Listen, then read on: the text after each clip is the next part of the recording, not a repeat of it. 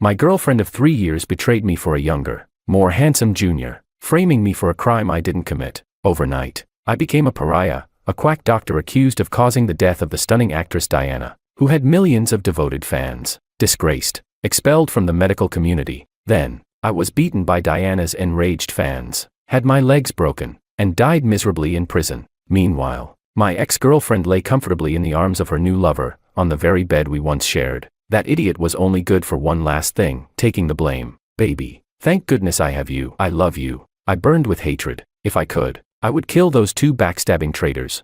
Then, I opened my eyes again. I was back in the ambulance. Chapter 1. A multi-vehicle accident scene. Monica's face was grim. The patient has blood refluxing into the lungs. We need to perform a thoracentesis immediately. The road ahead is blocked. There's no time to get back to the hospital. Hand me the puncture needle. A newly graduated junior, James, quickly stepped forward. Senior, let me do it. I just learned this procedure. Hurriedly, he pushed me aside while I was bandaging the patient. I stumbled but said nothing. Monica hesitated. James, this patient is special. If something goes wrong, there will be serious consequences. Maybe I should do it instead. Monica and I had been together for 3 years. We were both top students in medical school, but back then, I willingly played the role of her shadow. As a result, everyone only recognized Monica as the medical prodigy, the young rising star who had become an associate director at such a young age. Whenever there was a high-risk procedure, people naturally let her handle it. Especially now, the patient was the famous actress, Diana Jean.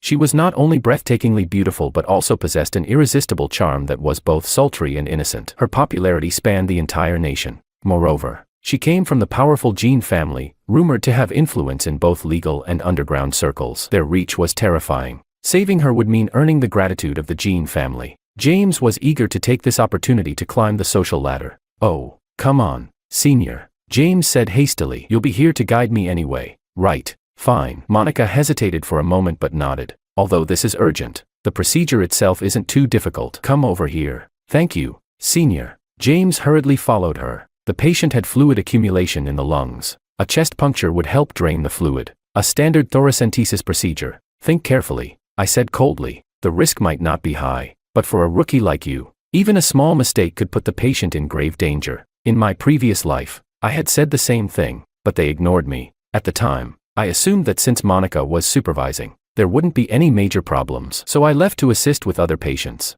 The thoracentesis was completed. James, his face covered in blood, was trembling with fear. Monica focused on comforting him and told me to take the patient back to the hospital for further treatment. But once we arrived, something went terribly wrong. James had made a mistake during the procedure, causing a pneumothorax. Worse, he didn't report the abnormality in time. The delay cost Diana her life, a fatal medical error. And the victim was a beloved national icon. The Jean family was furious. Diana's fans stormed the hospital, demanding justice. In my foolishness, I tried to help James plead for leniency, but the two of them stood united against me. They swore I had performed the procedure. They claimed they had repeatedly tried to stop me, but I had insisted on doing it myself to show off my skills and impress the Jean family. Even the nurses and ambulance driver backed their story. As if by some cruel twist of fate, the ambulance's surveillance footage had conveniently malfunctioned. I had no way to prove my innocence. The evidence was stacked against me, labeled a quack and a murderer. I was expelled from the hospital and blacklisted in the medical field. Then, Diana's furious fans broke my legs. The Jean family sued me, and the court handed down a heavy sentence. They even bribed prisoners to kill me in jail, to offer Diana justice in death. After I died, my ashes were scattered on the road by her fans. They cursed me, vowing that I would be crushed under passing cars for eternity, my soul never to rest in peace. When my miserable life ended, my soul lingered, bound to Monica. I watched as she and James stole my medical research. With it, they published academic papers, and James quickly became a rising medical star. Standing alongside Monica as a peer, I watched as they walked down the aisle together, admired by all. James embraced Monica tenderly, beaming. Babe, Noah is finally dead. Otherwise, as long as he was alive, it always felt like a thorn stuck in my heart. Monica smiled sweetly, stroking his smooth, handsome face. Hush, don't bring up such bad luck on our big day. From now on, you'll love me forever, won't you? My heart twisted in agony. Not only did these traitors kill me, but they climbed their way to success over my corpse. I wanted to rip them apart. And then, I was reborn. Chapter 2. I was back in the ambulance, en route to the accident scene. James was once again eager to seize the opportunity. Just like in my previous life, My warning was completely ignored. Monica cast me a dismissive glance. What's the big deal? It's good for James to get some practice. Besides, with me here, nothing will go wrong. She then sneered. James is smart, unlike you. I was her boyfriend. Yet she had no hesitation in belittling me while praising James. How laughable. Hiding the hatred in my eyes, I chuckled. I'm only thinking about the patient's safety. What if James makes a mistake and the patient dies? James frowned. Senior, how can you say that? I'm a top medical graduate. After all, Monica shot me a look full of disdain. Stop using your extra 2 years of experience to bully a newcomer.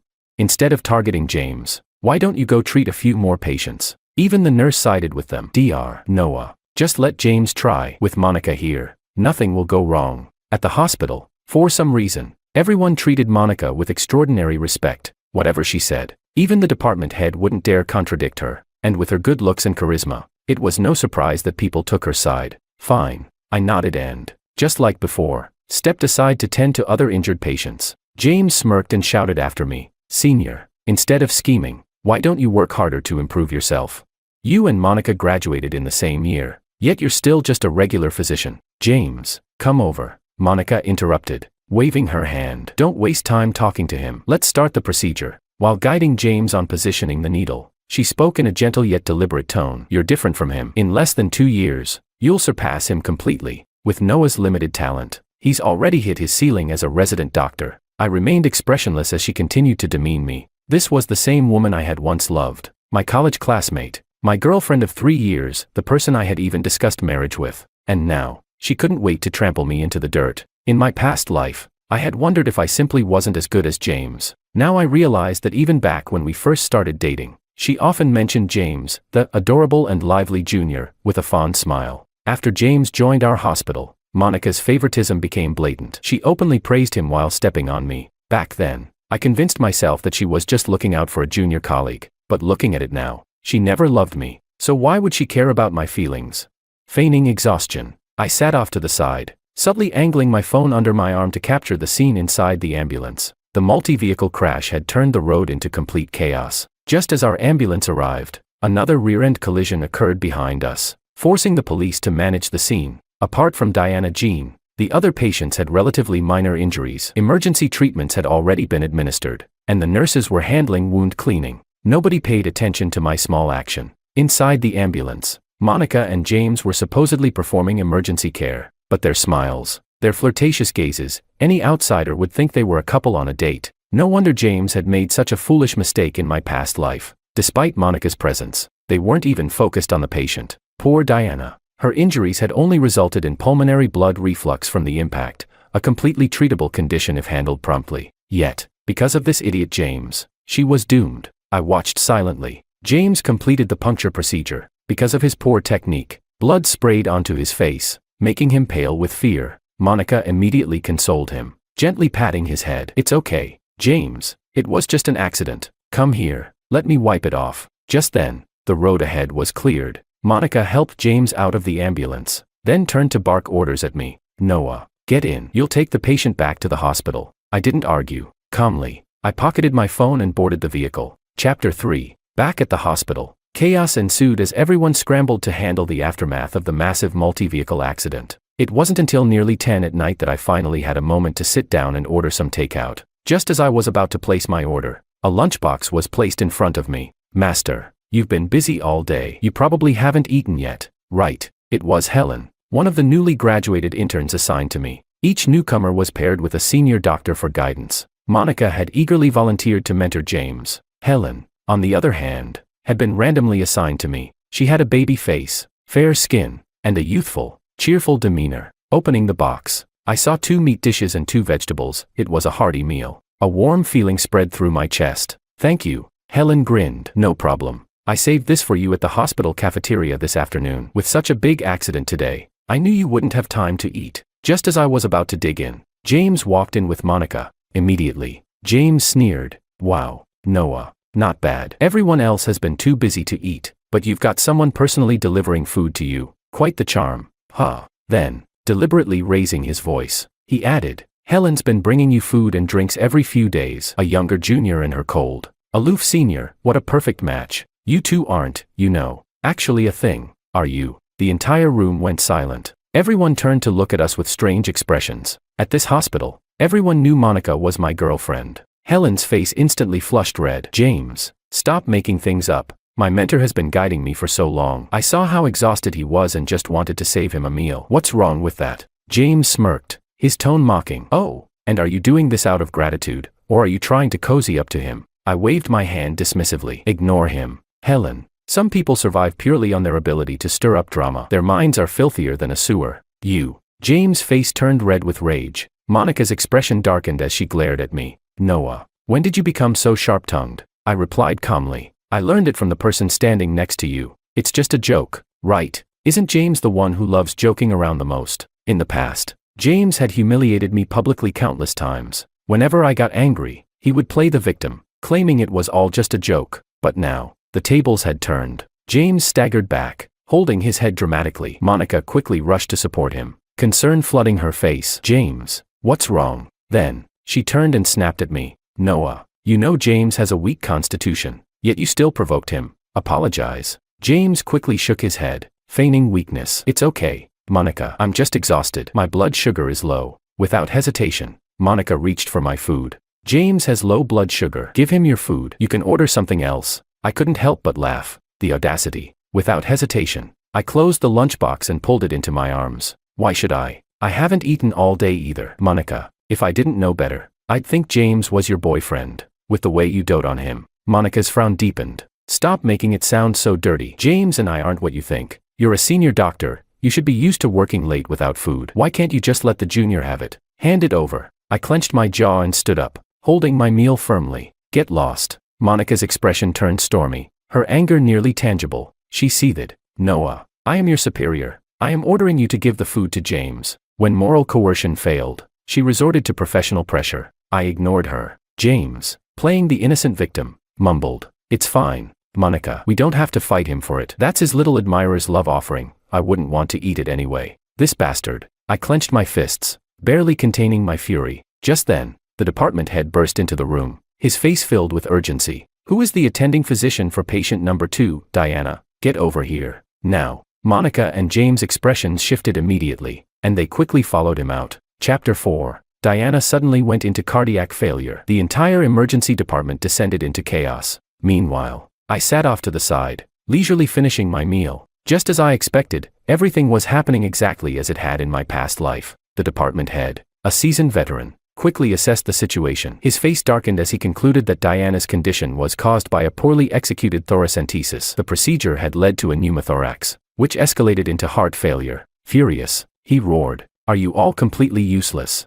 How do you not know the most basic rule of thoracentesis? Never let external air enter the pleural cavity. Everyone, get to the conference room for an emergency meeting." At the same time, word had somehow leaked about Diana's critical condition. The internet exploded with accusations, condemning the hospital for reckless medical malpractice. Furious fans swarmed the hospital entrance, blocking all access and demanding to see their beloved actress. Then, the Jean family sent a representative. A man in a sharp suit and gold-rimmed glasses arrived, Diana's lawyer. He wasted no time delivering a cold warning. If anything happens to Miss Jean, your hospital will be shut down. The hospital director went pale. Without hesitation, he called the department head and demanded an immediate solution. Diana needed to be resuscitated, at all costs. And more importantly, they needed to find out who had performed the botched thoracentesis. If this situation spiraled out of control, everyone in the emergency department would be fired. Even the hospital director himself wouldn't escape unscathed. After all, over the years, none of them had spotless records. If that lawyer started digging,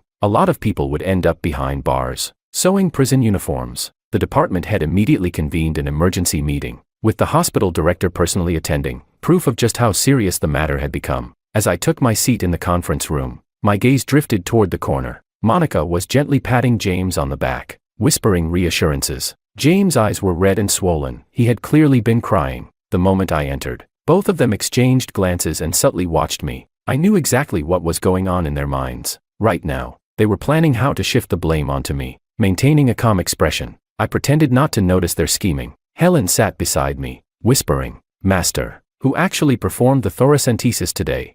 Only 3 people had been in the ambulance with Diana, me, Monica, and James. Now, the entire room was buzzing with hushed conversations. It definitely wasn't Deputy Director Monica. She wouldn't make such a basic mistake. Noah has been here for over 2 years, he wouldn't either, so it must be James. I think so too. The puncture wound on Diana looks like it was done by someone inexperienced. But James has been interning here for months, and Monica was supervising him. How could he screw up this badly? Come on. We all know Monica's been doing his work for him. His internship reports were practically written by her. He even prescribed the wrong medication before and nearly killed a patient. Honestly, it's terrifying that someone like him is going to be a doctor. No one in the room was an idiot. A little thought made it obvious. James was the most likely culprit. But I knew James wasn't done yet. His most despicable move was about to come. The department head coldly fixed his gaze on James. James, did you perform the thoracentesis? James immediately choked back a sob. I know, everyone doubts my skills. They think I'm responsible for every mistake.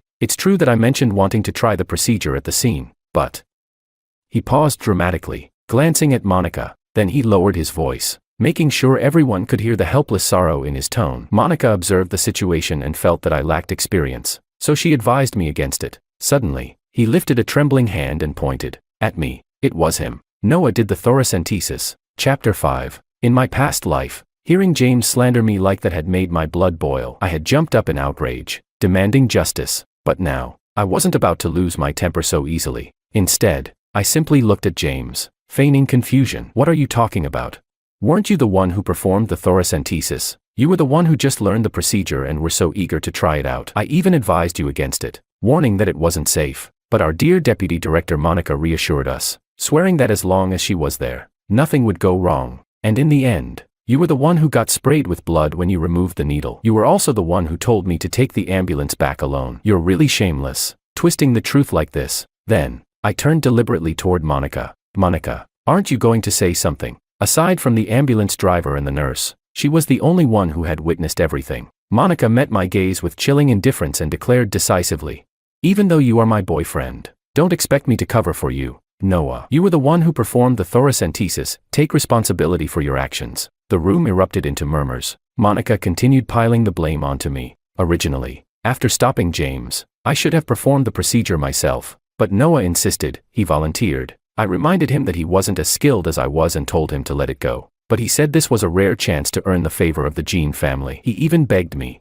as his girlfriend, to give him this opportunity. At this point, Monica let out a heavy sigh, adding an air of reluctant regret. I'm also at fault for believing him. Since the road was cleared, he got into the ambulance and left with the nurse ahead of us. He must have performed the thoracentesis in the vehicle. I never expected that an emergency doctor with 2 years of experience would make such a ridiculous mistake. Monica's words were dramatic, convincing, and even strategically self-critical, painting herself as a responsible but ultimately misled superior. This was the exact narrative they had used to frame me in my past life. The logic was seamless. Back then, I had been so enraged that I had confronted Monica on the spot, demanding to know why she was doing this to me. Had she never loved me at all?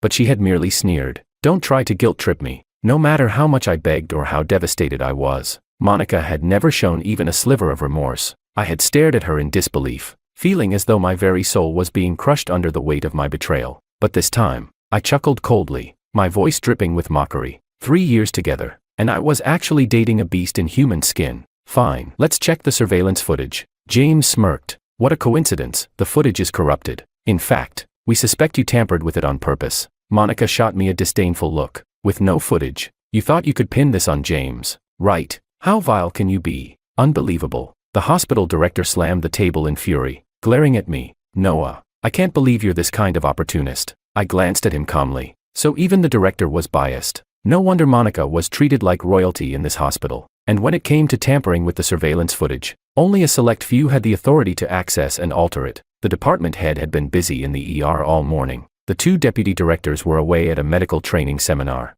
That left only one person, the hospital director himself. Smiling slightly, I spoke casually. Why are you in such a rush to condemn me? There are still people who can testify for me. The ambulance driver and the nurse, where are they? The director scoffed. Fine, let's settle this once and for all. James, standing beside Monica, looked oddly excited. As expected, the driver and the nurse were brought in, and their statements matched exactly what had happened in my past life. Dr. Noah was the one who performed the thoracentesis. Monica and James never even approached Diana. He did it alone. I stared at them coldly. Neither dared to meet my gaze. I suddenly found the whole situation amusing. So many people had jumped in to frame me, They had gone to such great lengths to fabricate this story. Well then, let's make sure every single one of them suffers the consequences of their lies. Chapter 6. Now, do you have anything left to say for yourself? Monica's voice was cold as she glared at me. I can't believe it. After 3 years, this is the kind of person you really are. My colleagues, including Helen, looked at me with expressions of doubt and disappointment. Betrayed by everyone. This was exactly what had happened in my past life. Call the police. The hospital director roared. Inform the authorities and the Jean family, now that we've found the culprit. This quack who deliberately harmed a patient has no place in this hospital. He must be held accountable. They were offering me up as a scapegoat. As long as they threw me under the bus, they'd be safe. But I remained calm. Let them make a scene. The bigger, the better. Just then, something's wrong. A nurse rushed into the room, her face filled with panic. Diana's condition is worsening. She's in cardiac failure because of her accident injuries and the excessive bleeding from the thoracentesis. She's now severely anemic and in critical condition. Move. Get to emergency resuscitation. The department head shot to his feet. Monica, get over here. Monica hurried after him, but not before throwing me a cold glance. Noah, I'm so disappointed in you. Disappointed?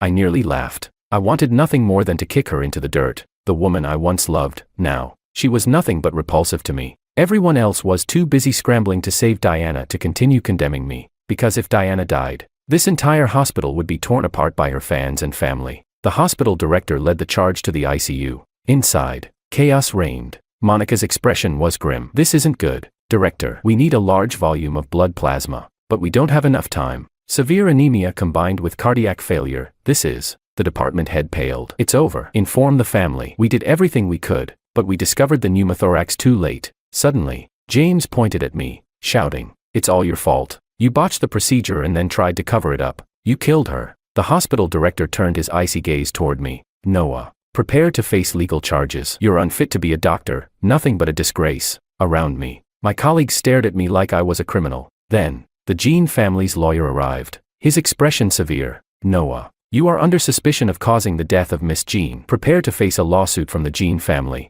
But before he could say another word, a voice echoed from outside the room. Make way. The plasma is here. Hurry up. We need to save her. The person rushing in was Julia, one of my fellow emergency doctors. She walked in, confused by the crowd in the ICU. Seriously, this is an intensive care unit. What are you all standing around for? Get out. We've got emergency blood plasma. If we move fast, we can stabilize her. One by one, the onlookers left, their expressions dazed. James stood frozen, dumbfounded. He turned to Monica. Senior, did you arrange for the plasma? Monica looked equally stunned. No, we didn't even get a chance to contact the blood bank. How did it arrive so fast? She furrowed her brows, muttering. But no matter, if we have enough plasma, we can keep Diana stable. However, you. Then, suddenly, she turned and pointed a finger at me. You, the real culprit. Don't get too comfortable just yet. You still don't deserve to be a doctor. Prepare to be thrown out of this hospital. I watched as the plasma was delivered to the ICU.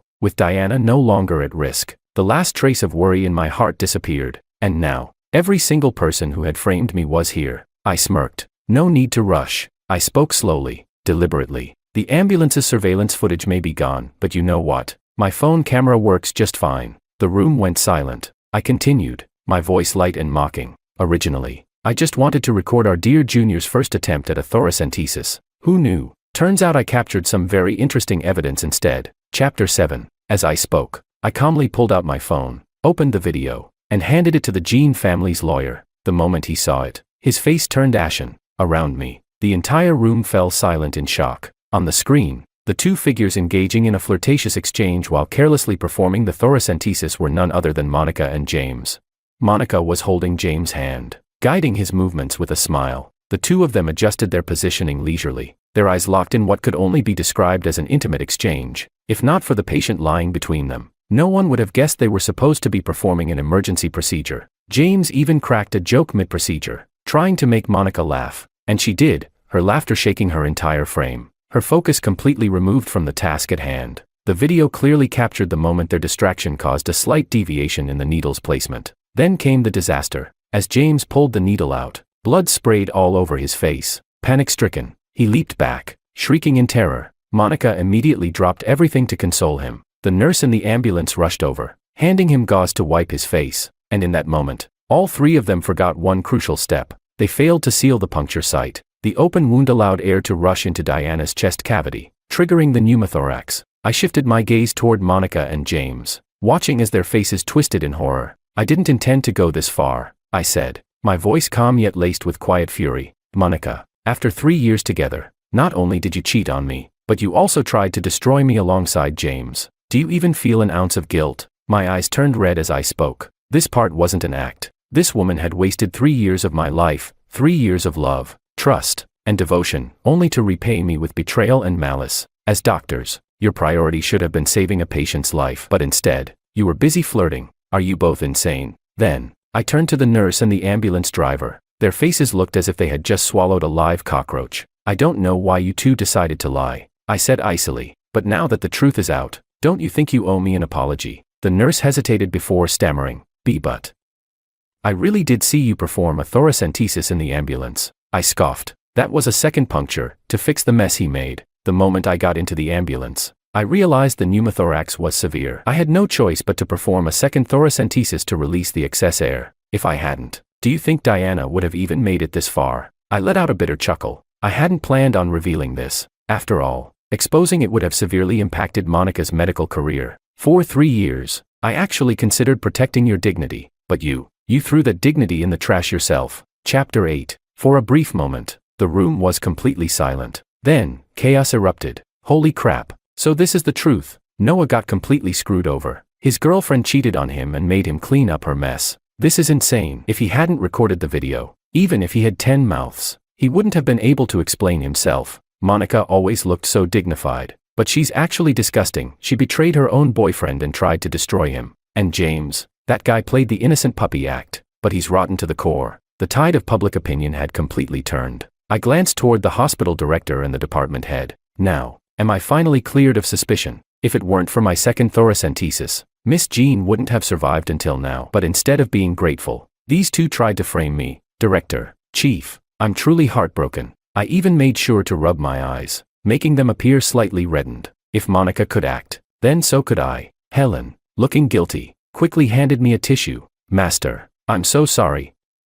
I also thought you made the mistake earlier." I shook my head, my voice trembling with just the right amount of emotion. "All I want is for the hospital to deliver justice. Monica and James must be held accountable." The director and the department head exchanged uneasy glances. The director finally spoke, his voice dry. "Noah, calm down. I understand that you've been wronged. Let us conduct a thorough investigation before making any final decisions." "All right, an investigation. The police will handle that." The Jean family's lawyer, who had remained silent for a while, finally erupted in fury. "You not only made a fatal mistake but also tried to frame someone else for it. Do you really think this matter will just blow over? Prepare to receive a court summons." Then, turning to me, he adjusted his glasses and spoke in a far more courteous tone. "Mr. Noah, on behalf of the Jean family, I sincerely apologize. We will publicly clarify the situation and restore your reputation." My lips curled into a slight smirk. Earlier, when they had pinned the blame on me in the meeting room, someone had conveniently leaked the news online. Within moments,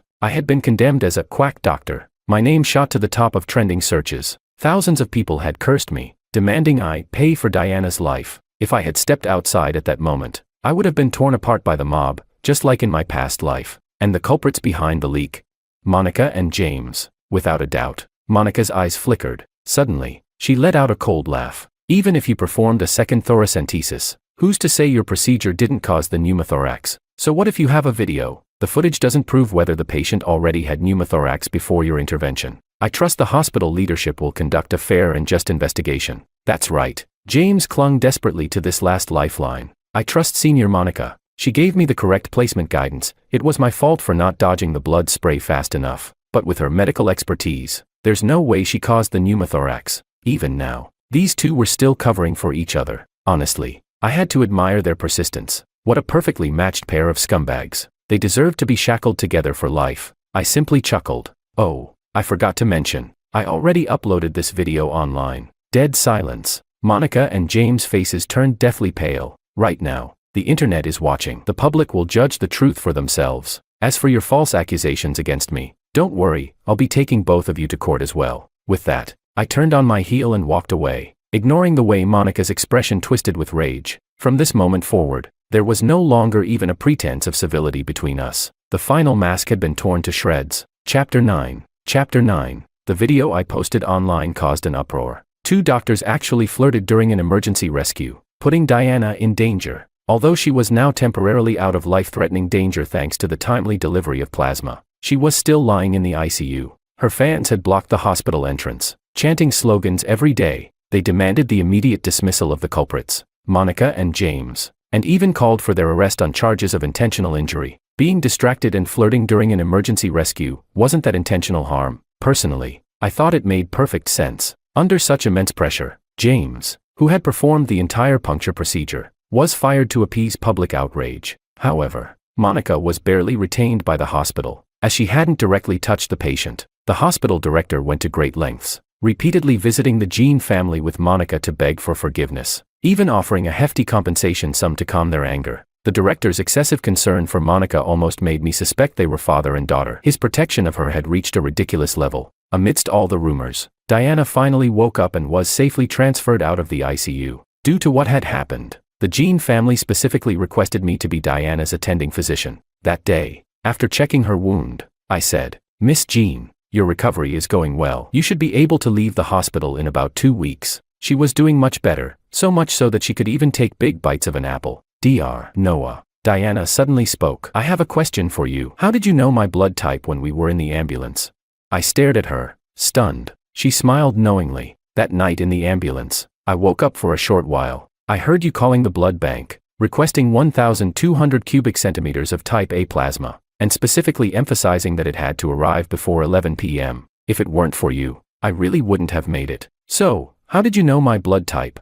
I was silent for a second. Of all the things I had accounted for, I hadn't expected that this woman had been awake. I could only make up an excuse on the spot. "I looked it up online." "Really? Then what's my zodiac sign?" Diana asked skeptically. I remained expressionless. "The human sign. You really don't know." Diana sighed dramatically. "I thought you had a crush on me." Dr. Noah. "Am I not beautiful? You've never even smiled at me. I thought you were just playing it cool to get my attention." Hearing that, I was speechless. She was, indeed, beautiful, even without makeup. Diana chuckled. "You saved my life. I haven't thanked you properly yet. What kind of reward would you like?" "No need." I cut her off. "Your fans have already thanked me plenty. They've practically built temples for me online. You don't need to add to it." "Miss Jean, you seem to be full of energy. I think I'll arrange for your discharge next week." Hearing this, Diana immediately collapsed back onto the bed, wailing dramatically. "Ah, doctor, my chest suddenly hurts so much.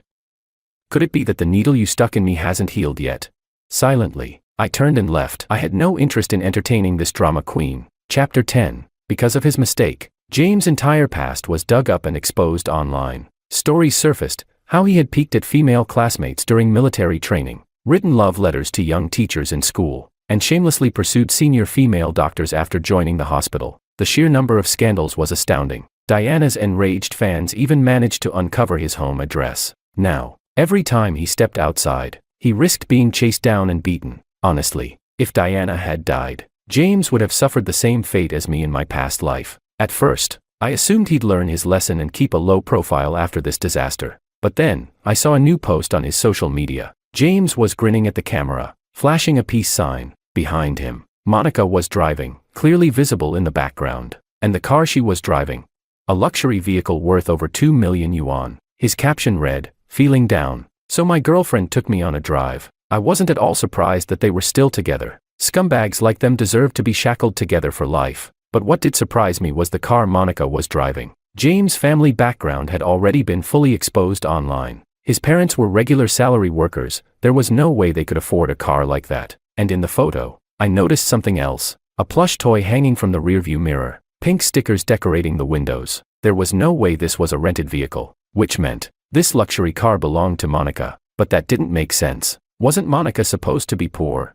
A frown crept onto my face. For 3 years, Monica had always claimed her family was struggling. She was a top student, always receiving financial aid. She even took part-time jobs at the library to make ends meet. For 3 years, I had been the one buying her clothes, shoes, and makeup, to make her feel better about accepting my gifts. I had even lied and told her they were cheap finds from online sales, when in reality, they were expensive brands I had painstakingly saved up for. Back then, I had loved her deeply. I never wanted her to feel inferior because of her financial situation. I had always made sure to pay for our meals and often sent her money, disguised as random gifts. So even though she had never given me anything in return, not a single meaningful gift in 3 years, I never minded. I had assumed she simply couldn't afford it. Just then, my phone rang. It was Monica. My brows furrowed. After a brief moment of hesitation, I decided to answer. I wanted to see what game she was playing, but the moment the call connected, it wasn't Monica's voice that came through. Senior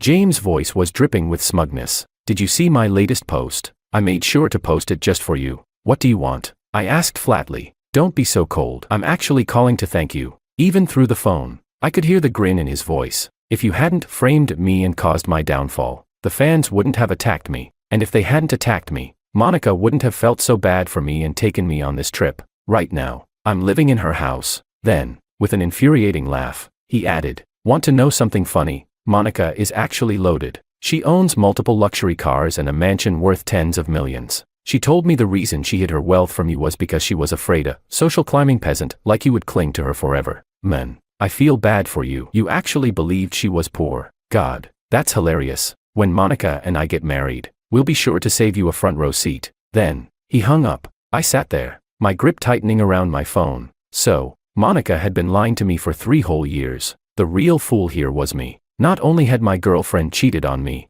I had spent 3 years acting as her personal ATM. Every penny I had saved, every meal I had skipped, every sacrifice I had made, had all gone straight into her hands. I remembered how I had lived on plain buns and pickled vegetables for 2 months just to buy her a professional outfit for her first hospital job. Not once had she ever said, you don't need to do this. I have money. I clenched my fists. 3 years. I had given her everything, and in the end, I had been nothing more than a joke to her. Chapter 11. My mind was still a whirlwind of emotions when my phone suddenly rang again. An unfamiliar number. Noah. Though I didn't recognize the caller, the cheerful voice instantly gave it away. Gene actress. I sighed. You're just 1 hospital room away. Couldn't you save on phone bills? I called for you. I even pressed the nurse call button, but someone else came instead. I paused for a moment. I had been so caught up in my thoughts that I hadn't even noticed. Come over. I have something interesting to show you. Though a bit skeptical, I decided to head to her room. When I arrived, Diana was grinning as she handed me a photo. The moment I saw it, my eyes widened in shock. The image showed our hospital director, standing next to a young Monica. Had my lawyer dig up some juicy dirt. Stimulating enough for you, Diana chuckled. These two, their father and daughter. She's his illegitimate child. Suddenly, it all made sense. My earlier wild suspicion had actually been right. No wonder the director had gone to such extreme lengths to protect Monica. Let's make a deal, Diana said with a smirk. I immediately shook my head. I don't have money. Do I look like I need money? Diana rolled her eyes. Right, I almost forgot. You're a top-tier actress, but you do seem to enjoy loitering around the hospital. We exchanged our usual bickering before she waved a hand. Back to business. I have all the evidence to prove their relationship, and even more dirt. Enough to get rid of everyone who helped frame you. But, you have to agree to one thing. I narrowed my eyes. What is it? Diana pouted. Haven't decided yet. I'll let you know later. I hesitated for a moment, but in the end, I nodded. As a simple emergency doctor, there was no way I could dig up this kind of information on my own. Diana, however, had the power and resources to do it effortlessly. Soon, the internet exploded with yet another scandal. It was revealed that Monica, one of the doctors involved in the recent medical negligence incident, was actually the hospital director's illegitimate daughter. And after the incident, he had gone to great lengths to protect her. This news alone shattered the director's carefully maintained public image. After all, he had a legally recognized wife and 2 children, and they had always seemed like the perfect, loving family. Now, his wife was demanding a divorce, unwilling to be humiliated any further. And then, even bigger scandals broke. It was discovered that the hospital director, along with several other staff members, had been colluding with pharmaceutical companies, overpricing medication for profit. The corruption ran deep. The director, the department head, the ambulance nurse and driver who had falsely testified against me, and even several of Monica's usual cronies were all implicated. The scale of the fraud was enormous. The hospital director was immediately dismissed, and his assets were frozen. Further investigation into his personal records revealed that he had not just 1, but 2 mistresses, hiding nearly 10 million yuan in assets under their names. One of those mistresses, Monica's biological mother. The scandal was so massive that the director's family swiftly cut all ties with him, finalizing their divorce in record time. And as for him,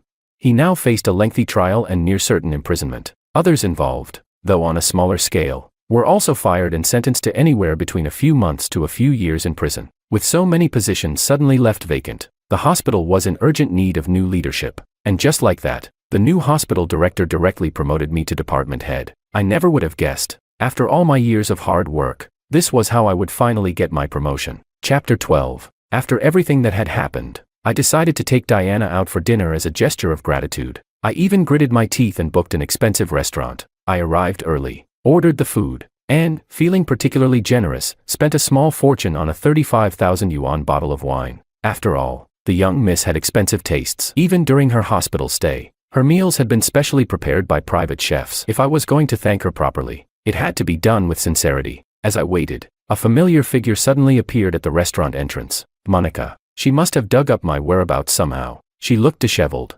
exhausted, and the dark circles under her eyes were impossible to miss. The moment she saw me, she rushed over, forcing a smile. "Darling, I finally found you. Why haven't you been answering my calls?" I coldly reminded her. "We broke up. Why would I answer?" "No." Monica's expression grew desperate. "I was wrong. I really know I was wrong. Can't we get back together? I'll make it up to you, I swear. It was James. He seduced me first. It was my fault for not resisting." I chuckled and shook my head. "Monica, I have no interest in getting back together with you, but I have hired a lawyer to compile all the evidence of your defamation and the years of fraud you committed against me by pretending to be poor. You do realize that's considered scamming, right? From now on, the only place we'll be meeting is in court. Now, get lost." Monica's face turned deathly pale. She stammered, I don't have any money." "Darling, please, don't be so cruel to me." Her assets had all been frozen because of the hospital director's scandal. "Of course, I knew that. No worries. You can always work it off in prison." I smiled. Monica instantly panicked. "No, please don't do this. Darling, I love you. I really love you." I scowled, reaching for my phone to call security. But then, a foot suddenly kicked Monica aside. "Move. You're blocking my way to my boyfriend." Monica instinctively stepped back. Diana stood there, looking highly unimpressed. "Wow, handsome. Your charm must be off the charts. Even trash like this can't stop clinging to you." Monica's expression shifted from panic to excitement. "Perfect. Darling, ask Miss Jean to help me. She's rich, she can lend me some money. I've lost everything. Please, help me." I was speechless. Seriously, I had never seen someone this shameless in my entire life. Before I could respond, James showed up, disheveled, unshaven, and looking downright miserable. The moment he saw me, he snapped. "Noah, you bastard. You must be the reason Monica dumped me. I'll kill you." Before he could reach me, smack. Monica slapped him across the face. James looked at her, stunned. "What the hell? You dumped me, and now you're running back to your ex. I haven't even begun to settle the score with you, and you slap me. Get lost." Monica screamed. "If it weren't for you, I wouldn't have lost everything. Go away. I never want to see you again." Just like that, she shoved all the blame onto him. James, already furious, lunged at her. "Bitch, you weren't saying that when we were rolling in bed together." They started full-on brawling in the middle of the restaurant. Meanwhile, Diana simply grabbed my arm and pulled me outside. I sighed, shaking my head. "Sorry about that." Diana grinned. "No big deal. Let's just go somewhere else." Then I frowned, recalling something. "Wait, why did you call me your boyfriend back there? What if that lunatic spreads it around? Your fans might actually tear me apart." Diana simply shrugged. "Too bad. You already agreed to our deal. You have to go through with it." I was speechless. This was her way of confessing. But turning down an A-list actress's confession, wouldn't that be too heartless?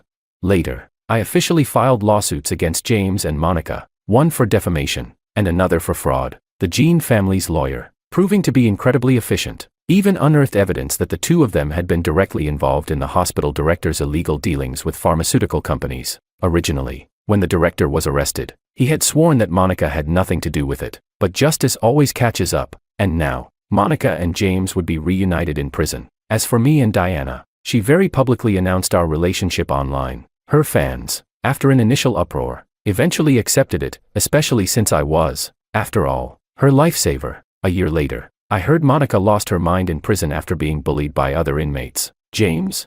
He fell seriously ill and died in prison. Diana later told me that all evidence pointed to one person behind their suffering, the hospital director's ex-wife. She despised Monica and James for ruining her luxurious life. Hearing that news, I simply smirked. What perfect timing. It made for a great wedding present for me and Diana. After our father passed away and Mom remarried, my stepfather only allowed her to take one child with her. My brother knelt down in front of me, begging me to let him go with our stepfather. He said, "Brother, you're smart and strong. You're just fit to be a farmer. Without Mom's care, I'll really die." In the end, I chose to drop out of school and stay in the village. Meanwhile, my brother went with mom to the city to study, but after arriving in the city, my brother became obsessed with a female live streamer. He used his tuition money to send gifts to the popular streamer Willow, claiming that this was true love. Furious, my stepfather stopped sending him money, but my brother then set his sights on the old house that my father had left behind when I was away working.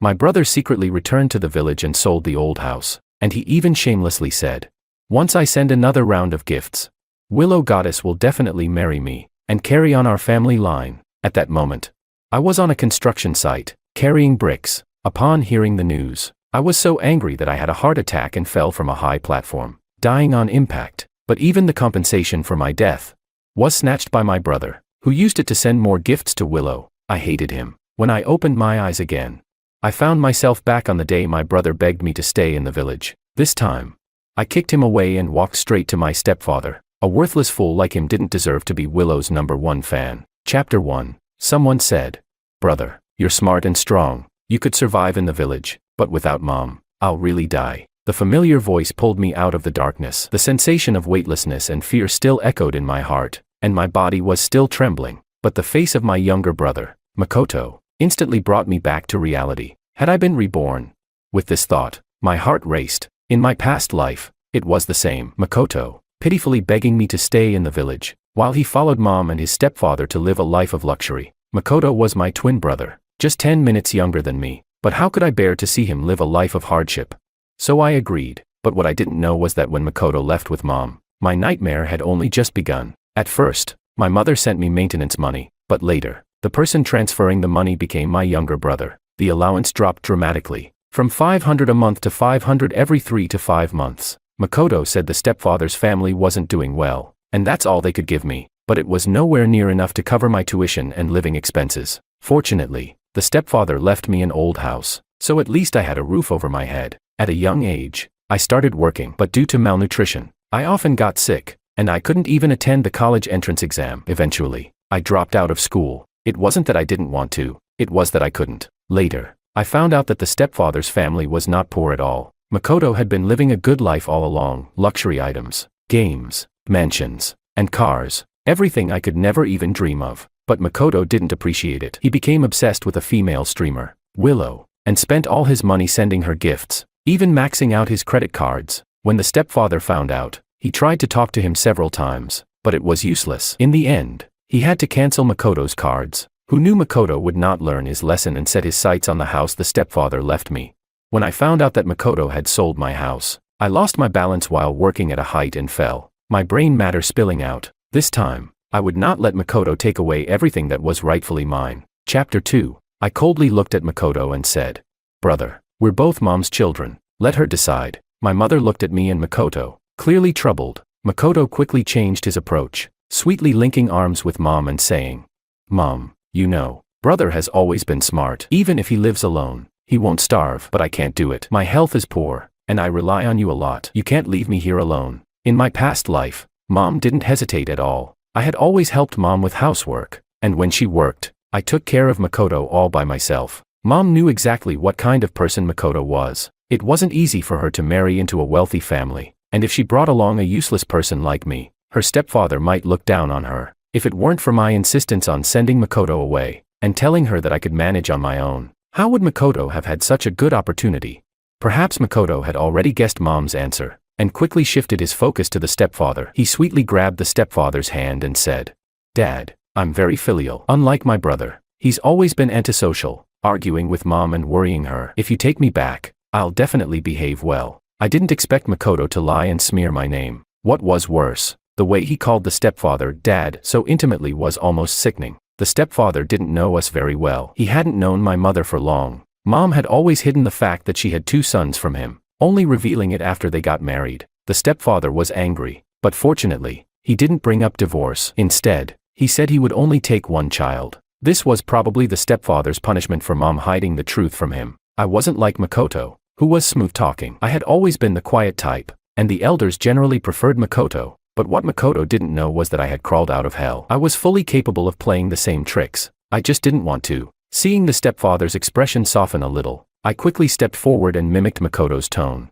saying, "Dad, I've always been the one studying hard and enduring hardships. I've always helped mom with the work. Makoto has been protected by us, but it's time for him to learn to be independent. Chapter 3. Makoto glared at me fiercely, his eyes like poison, gnashing his teeth while immediately putting on a pitiful act, saying, "Brother, why are you trying to take everything from me? Haven't I given you enough since we were kids? Now I just want a home, a father, and you're doing this." Even though the stepfather didn't know the full truth, with Makoto and me exchanging words back and forth, he likely started to notice something was off. I wouldn't fall into Makoto's self-incrimination trap. Instead, I looked to my mom for help. "Makoto may cry, but I can cry too. When we were young, no matter how hard life was or how wronged I felt, I would never cry." This made me bear even more unfairness, and it seemed that my mother favored Makoto more. If it weren't for the stepfather possibly looking down on her, she probably would have chosen Makoto without hesitation this time. The truth is, all this talk of family and blood relations, everyone is just defending their own interests, and my mom is no exception.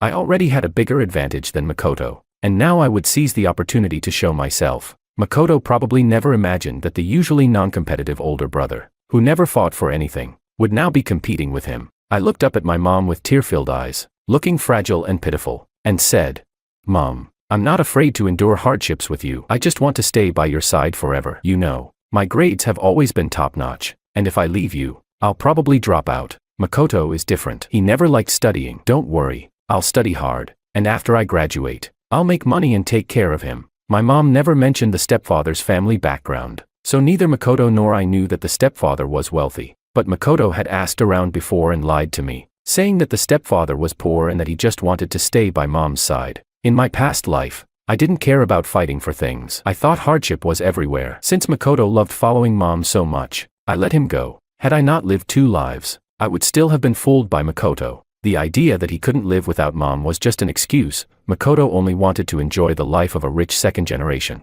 The stepfather looked at me in surprise, about to speak, but Makoto beat him to it, saying, "Brother, what nonsense are you talking? Saying you want to live a hard life? Dad is so successful. Are you cursing him to go bankrupt? Brother, your heart is really wicked." After saying this, he turned to the stepfather with a tone of flattery and said, "Dad, please don't be mad at my brother. He's always been a big talker. I've gotten used to it over the years." Chapter 4. Now Makoto wasn't even pretending anymore, but this worked in my favor. I just smiled faintly and said, "But you said we lived a hard life with mom. I'm willing to endure hardship." As soon as I said that, Makoto probably realized he had fallen into my trap. He fell silent for a moment, then quickly changed his tune and said, "No, I just heard that Dad's life is good." I knew Makoto very well. Once his lies were exposed, he would become incoherent. Now, no matter what he said, to others, it only sounded like he was making excuses. The stepfather's expression visibly darkened as he looked at me and asked, "Are you really willing to endure hardship with us?" Tears still welled up in my eyes as I nodded and said, "Mom has worked hard for us both her whole life. I just want to stay with her and make her suffer less." When she heard this, my mom smiled with relief, and the stepfather nodded approvingly. Makoto glared at me with malice, but I lowered my gaze to hide the dark thoughts in my eyes. In the end, the stepfather decided to take me with him and left the old house for Makoto. Makoto knew it was a done deal, but he didn't want to let me have an easy time. As we were about to get into the car, he pretended to be reluctant, tightly grabbing my hand and raising his voice on purpose. Enough for my mom and the stepfather to hear. He said, "Brother, I'm really happy for you. Just hope you don't cheat in the city. It would ruin Dad's reputation." Makoto knew very well that the stepfather liked me mainly because of my academic success, but he had to hit a sore spot. If this were in the past, I would have panicked and tried to clarify, falling into the trap of self-defense. But now, I just smiled calmly. Makoto was too naive. Even if the stepfather chose to believe him for now, doubt would still linger in his heart. Moreover, time would eventually reveal the truth. Makoto, seeing that I wasn't angry, gritted his teeth in frustration. He leaned in close, whispering a threat just loud enough for me to hear. "I'm telling you, you're enjoying a good life with mom now. If you don't send me money, I'll destroy your happy life. If I can't have it, you won't either." I patted Makoto on the shoulder and loudly said, "Little brother, how can you make me deceive Dad for money? We're still young. We should focus on studying. Don't worry, I'll work while studying and make money for you." Chapter 5. As soon as I finished speaking, the surroundings fell into silence. Everyone's gaze shifted to Makoto. His face turned bright red as he pointed at my nose, but he couldn't come up with a single coherent explanation. I grabbed Makoto's finger and comforted him. "Brother, you have to study hard. We'll work hard together." Even though I left with mom, You're still my brother. No matter how bad my life gets, I won't let you suffer. After all, you've been spoiled by mom and me since you were little. Wasn't Makoto just trying to ruin my reputation in front of the stepfather?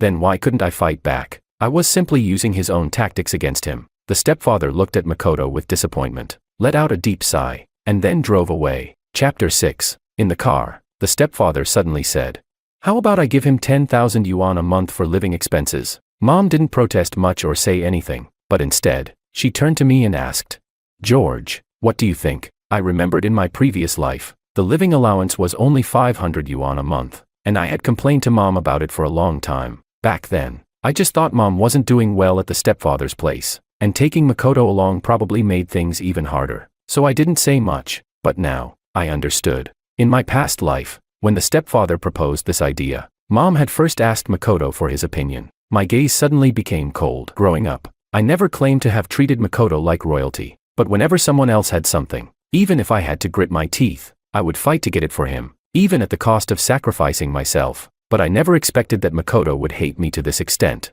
At this thought, I clenched my back teeth, forcing a smile, and said, 10,000 yuan is too much. Makoto is still a child, and without any family around to keep him in check, he might develop bad habits when he grows up. That would ruin him. Besides, Makoto is in the village, so his expenses are low, and grandma is there to look after him. In my opinion, 500 yuan a month should be enough. Mom hesitated for a moment, looking at me with an expression of disbelief. Maybe in her eyes, I was still the older brother who loved Makoto the most. The stepfather cast an appreciative glance at me. Taking advantage of the moment, I added, "Mom and Dad have already had it hard enough. I've become a burden to you. I'll work hard to make money for Makoto." When my mom heard this, she finally sighed with relief. After my repeated assurances and insistence, Mom and Dad finally agreed to give Makoto 500 yuan a month for his living expenses. Chapter 7. The moment I stepped into the stepfather's house, the spacious villa still left me a bit stunned. In my previous life, I only knew the stepfather's family was wealthy, and that was after I had dropped out of school and started working. It was Makoto who flaunted it to me every day that I found out. Seeing all of this,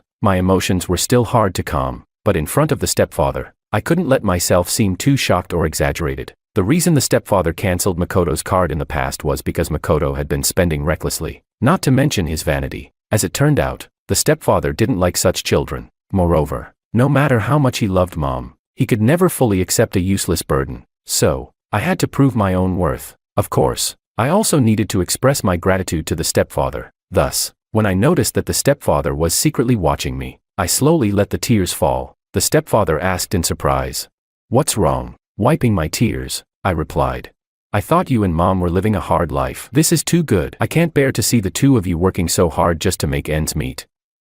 It's really too good." The stepfather patted my head with a satisfied smile. "George, you're really understanding, and you care about us." When the stepfather motioned for someone to take me to my bedroom, I was trembling as I looked around at the room full of luxury brands and the bedroom I had never even dared to imagine. Even after living 2 lives, I had never had my own room. In my previous life, although the stepfather left me the old house, my grandmother lived there with me, and my uncle's family moved in too. My cousin slept in what should have been my room. My uncle and aunt had the master bedroom. My grandmother also had a fairly large room, and I was the only one sleeping in the storage room. I wasn't as ruthless as Makoto. In my past life, when he set his sights on the old house, he didn't hesitate for a second and directly kicked out my uncle's family. At that time, I thought it didn't matter if I suffered a little. At least I could go home and have a warm meal. I had always endured, preferring to suffer myself so that others could live better. But why, after repeatedly sacrificing, did those who never gave anything still live better than me?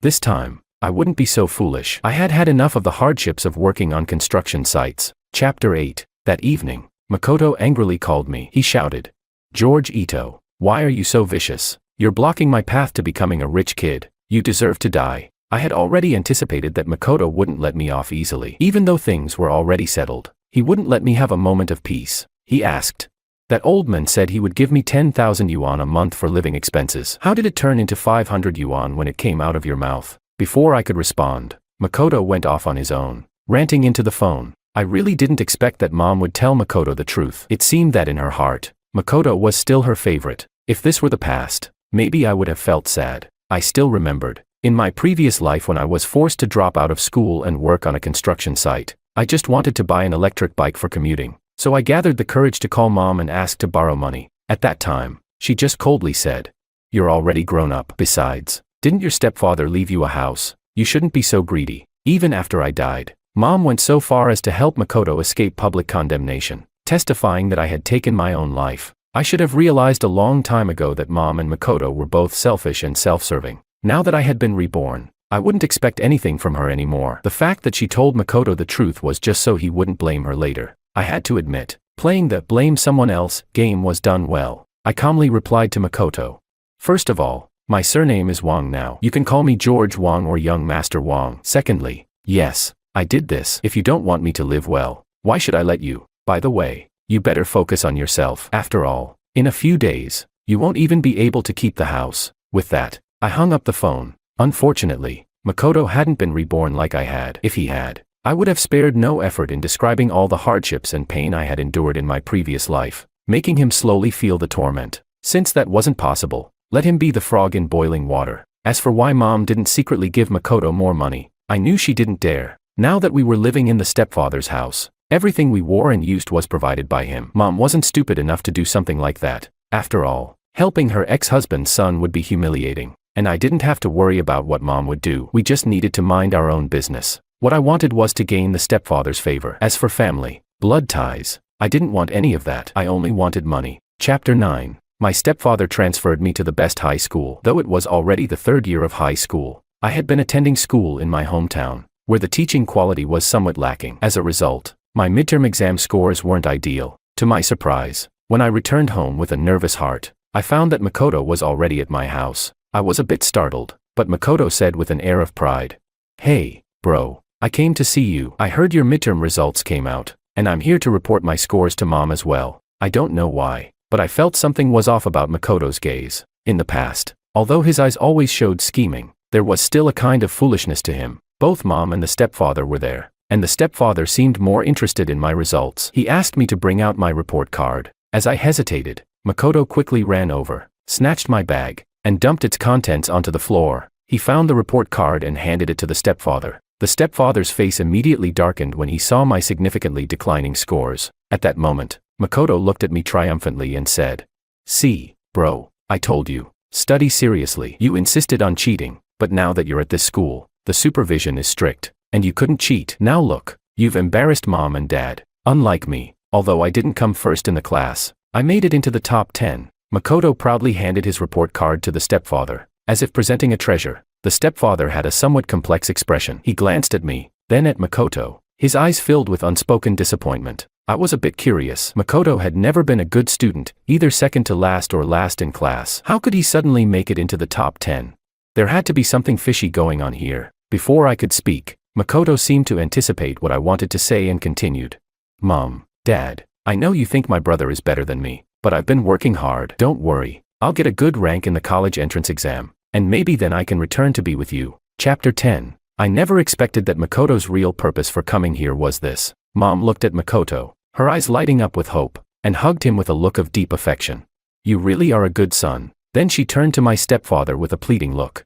"Honey, look, they are twins. You wanted the most outstanding child to help you in the future. How about this? Let's wait until their college entrance exam results come out and then decide who to keep. For now, let's let Makoto stay at home." As my stepfather seemed torn, Makoto squeezed out a few tears and, in a pitiful voice, said, "Dad, you don't know, my uncle and aunt have taken over my room. Now I don't even have a space to study at night. Please, let me stay here. I won't disappoint you." With that, Makoto threw a provocative glance at me. In the end, my stepfather agreed to my mom's suggestion. That night, Makoto entered my bedroom, looking around as if reminiscing, and said, "Ah, I miss this place. It used to be mine. But George, don't think you're the only one who's been reborn." I just gave a faint smile. From the moment Makoto showed up in the stepfather's house, I had a hunch that he had returned from his previous life. Otherwise, given his childhood courage, he would never have dared to do this. Makoto slowly walked toward me and said, "My dear brother, only you,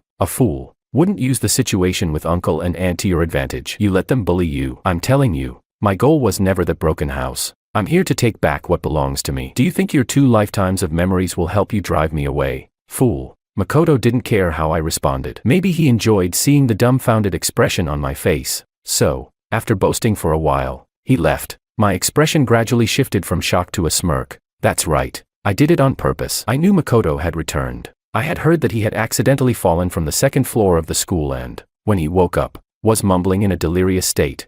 I'm going to give Willow gifts. I'm the rich second generation. From that moment, I knew Makoto had returned. So, I deliberately failed my exams, to make Makoto think I was struggling with the new environment. Besides, in my previous life, I dropped out before I even took the college entrance exam, while he came back with memories of our past lives. So he was confident. But Makoto forgot one thing. I didn't drop out because I couldn't learn. It was because I didn't have the money for school. I had to make sure Makoto came back. How could I execute my revenge if he wasn't within my sight? Chapter 11. Since Makoto returned, we've been going to and from school together every day. Although Makoto seemed to be working hard, with his desk lamp always on at night, I knew better. He wasn't studying. He was either watching live streams of beautiful women or reading comics. However, this behavior actually earned him even more affection from the stepfather. While I continued to keep a regular routine, going to bed early and waking up early, the knowledge from my previous life was already firmly ingrained in my mind. One weekend, Makoto suddenly burst out of his room, tears streaming down his face. He rushed to hug Mom's arm tightly, his gaze fixed on the stepfather. Choking on his words, he said, "Dad, Mom, my room is so small. I saw mice, and it's so damp. Could you please let me have another room?" It was obvious that Makoto wanted to switch rooms with me. Even though the stepfather lived in a mansion, apart from the master bedroom and my room, which were spacious and sunny, the other rooms were all guest rooms. The stepfather glanced at me hesitantly. Mom immediately made the decision and said to me, "George, you know your brother's health hasn't been good. He needs sunlight. Besides, he's been studying so hard lately. It doesn't matter where you sleep, so just let him have the room." Makoto gave me a smug smile. I had long since given up hope on Mom. The way she spoke showed that she was accustomed to me always yielding to Makoto. I didn't protest. In fact, it gave me a chance to expose Makoto's fake effort. So, I nodded obediently. Mom didn't thank me for it. I knew she had already planned this. They were working together to push me out of the house. If the stepfather hadn't initially had a good impression of me and a neutral one of Makoto, and if he hadn't given me a second chance after my poor test scores, I would have been replaced by Makoto already. But I knew I only had one chance to make a mistake. A businessman's tolerance isn't limitless. Then, I led Mom and the stepfather into Makoto's room. I casually opened the desk drawer and found a hidden compartment. When I opened it, I found comic books, lots of them, including many rare editions that were worth thousands. Books that were practically impossible to get without spending a small fortune. As I gasped in surprise, Makoto panicked and rushed over, trying to stop me. Perhaps he was so pleased with himself for taking back what he thought was rightfully his, that he momentarily forgot about the other things he was hiding. But it was too late. I covered my mouth and said, "Wow, brother, you have so many comic books. I really envy you. All I have are test papers and exercise books, and yet you even have time to read comics. Did you spend all your pocket money on this? Oh my gosh, some of these are even rare editions. I'm so jealous." Mom and the stepfather stood by my side. Surely, this was evidence enough, right? The comic books clearly showed signs of being flipped through, and the reading volume in just 2 months was enough to prove that Makoto hadn't had time to study. Moreover, the stepfather had increased his allowance significantly recently. Although he was wealthy, he wasn't a fool. That wasn't all. I also noticed Makoto's phone charging on the side. Although it was on silent, I could still see a Willow live streamer shaking her hips on the screen. So, I casually picked up the phone and shook it lightly in front of the stepfather, pretending to be shocked. "Brother, you can't be watching this kind of borderline content. You're still so young. And this kind of vulgar live stream will negatively affect your growth and health." As I spoke, I clicked on the leaderboard and saw his name brightly displayed at number 5. He must have spent at least 50 to 60,000 yuan on this. Chapter 12. Although my stepfather was a bit older, his company was in the internet business, so there was no way he didn't know that Makoto was spending money on livestream gifts. I knew that once Makoto let his guard down, he wouldn't be able to hide his true nature. It was only a matter of time before he slipped up. What I needed to do was to make him relax, to let him think everything was going according to his plan. Or else how could he have exposed his true colors? Makoto panicked, quickly grabbing the phone from my hands and glaring at me with malice. Then, in a hurry, he tried to explain to the stepfather, "Dad, you're mistaken. This isn't mine. I was just helping my brother out. The gifts were from him." Such a clumsy performance couldn't fool anyone. But what I didn't expect was that Mom slapped me across the face, stuttering as she scolded me. "How could you let your brother do this for you, and then frame him like that? Where would he even get the money?" Maybe Mom had forgotten that when Makoto lived at our hometown, she didn't dare give him extra money for fear of angering the stepfather. But since we moved here, she had withheld my allowance and given it all to Makoto. Where else could Makoto get money if not from her? I covered my stinging cheek and said, feeling wronged. Mom, I really didn't do anything. I don't even have any pocket money. How could I have money for gifts? The stepfather grew suspicious and asked Mom for her phone to check the transaction records. Mom hesitated, too guilty to hand it over. But seeing the stepfather's expression change, she finally relented and shakily handed him the phone. The stepfather opened the transaction history and, as expected, saw that the money he had transferred to Mom was almost entirely given to Makoto, with only a few hundred given to me as pocket money here and there. I couldn't help but smile faintly, just waiting for the show to unfold. The stepfather threw the phone back to Mom, coldly sneering. Well, you're George's real mother, yet you're so biased toward your son. When I heard those words, something inside me cracked. Yes, we're both her sons, so why was she so biased? Was it because I always let Makoto have his way? Was it because the crying child always gets the candy? I didn't know, but what I did know was that the stepfather, a complete outsider, was speaking up for me, even though we weren't blood related, and he only needed to choose one good foster child. He still defended me. My heart ached, and without realizing it, tears began to fall. Mom was silent, chastised by the stepfather, who decisively said, I don't see any reason to switch rooms. As for the pocket money, I will personally transfer George's share to him from now on. Chapter 13. Looking at the stepfather's back, my vision gradually blurred. Although he was a bit older and didn't have children of his own, he truly treated my mother well. In the previous life, even though he had no intention of taking me in, he still left me a room. Maybe it wasn't because he wanted to keep his distance. Perhaps from the beginning, he chose to only bring one child to avoid the kind of scheming and rivalry that was happening now. In my previous life, I couldn't understand this, but now I realized that the stepfather once had a brother, and they had fallen out over an inheritance dispute, severing all ties. So, the stepfather was afraid, but I wanted to tell him that some people are born never satisfied, and they can't appreciate the bond of family. Makoto and my mother glared at me harshly, and then Makoto angrily shouted, Is this what you wanted, George? Let me tell you, I won't back down. You're the one who needs to leave. I didn't respond. There was no point in wasting my breath on someone like Makoto. After a month of hard work, the long-awaited college entrance exam finally arrived. The stepfather took a day off and insisted on personally escorting both Makoto and me to the exam hall. Before we left, Mom kept reminding Makoto about various details, even stuffing some hot buns and eggs into his bag. When it came to me, Mom casually threw a bread roll at me without saying a word. The stepfather seemed to notice my disappointment and immediately had the maid put the breakfast he had prepared for him into my bag. The long-lost fatherly love. Even though the stepfather wasn't my biological father, he treated me better than my real one ever had. Before leaving, Mom exchanged a glance with Makoto, seemingly communicating something. At first, I didn't understand what was going on, but when I took out my exam registration card, I realized it had been switched. That's when I understood. Mom genuinely wanted me to leave.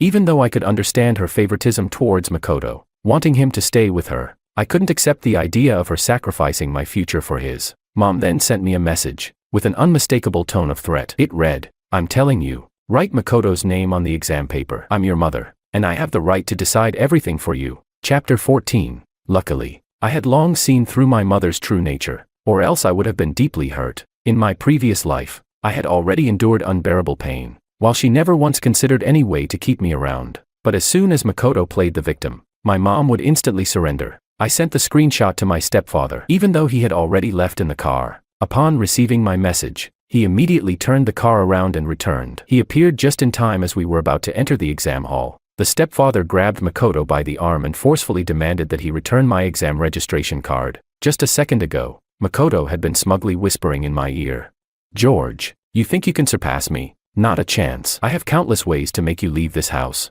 But now, Makoto was completely panicking. In order to avoid upsetting the stepfather, he pretended to be apologetic and said, I'm sorry, Dad. I was careless and mistook the name on the exam card. The stepfather was unmoved and coldly said, the person you should be apologizing to is your brother. Makoto was humbled, and the stepfather comforted me.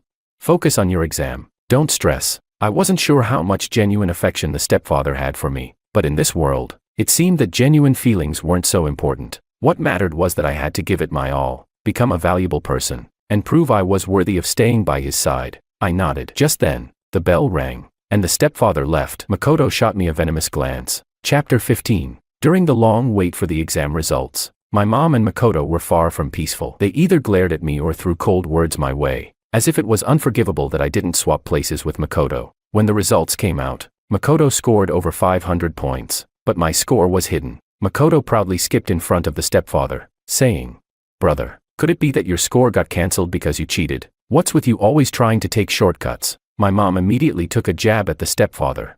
"I'm sorry, dear. It's my fault for not teaching George properly. I've embarrassed you. I'll make him move out now." Even though Makoto scored over 500 points, with some extra effort, he can retake the exam and get into Capital University. I said nothing, just quietly watching this mother-son duo show off. My stepfather didn't speak either, but I could feel him observing me, watching to see how I would handle this unforeseen pressure. Perhaps my calmness pleased him, as he cleared his throat and coldly laughed. "Only high scores would be hidden. You two really don't get it, do you?" Both Mom and Makoto exclaimed in disbelief. "Impossible. George always failed before. How could he have a high score?" The stepfather sneered. "Can't you see that George is controlling his scores? Every subject is just above the passing line. Not 1 point more, not 1 point less. But you, my dear son, are copying others. Do you really think I'm blind?" I hadn't expected my stepfather to be so sharp, completely aware of both Makoto and my situations. I couldn't help but admire him even more. Makoto, guilty and anxious, couldn't look Mom in the eye. No matter how much she questioned him, he refused to speak. It wasn't until the phone call from Capital University came through that Mom heard firsthand that I could choose between 2 top universities in the capital. That was when she completely collapsed onto the floor. The stepfather slowly stood up and walked over to Mom. He stood beside her and said, "Let's get a divorce. If we ever have children, I'm afraid you'll only blindly favor Makoto." Chapter 16. My mother was stunned. The news hit her like a thunderclap. She tightly grabbed my stepfather's pant leg and pleaded, "It won't happen. I swear I won't care about Makoto anymore. Please don't divorce me. And George is the top scorer, right? He's also my son, and he brought you honor. If you divorce me, George won't be by your side to honor you. Wouldn't you have raised him for nothing?" The stepfather's eyes were cold, but his voice was firm as he responded, "I will continue to support George." My mother completely lost her strength, and Makoto, like a madman, tried to argue with the stepfather. The two of them were immediately thrown out by the bodyguards. The stepfather looked at me with a meaningful gaze and asked, "Do you think I'm being heartless?" I watched them both lose their minds, my eyes growing colder. I replied, "If a person is too greedy, they don't deserve to have everything." My answer was clear, and my stepfather seemed pleased with my response. When I went to school to register, my mother called me, asking me to send her money. She claimed that over the years, Makoto had stolen her little savings and spent it all on tipping Willow the streamer. I wasn't surprised by this news at all. It felt like justice being served. I replied indifferently, "You're no longer my mother. Didn't Dad leave you a house? People shouldn't be so greedy."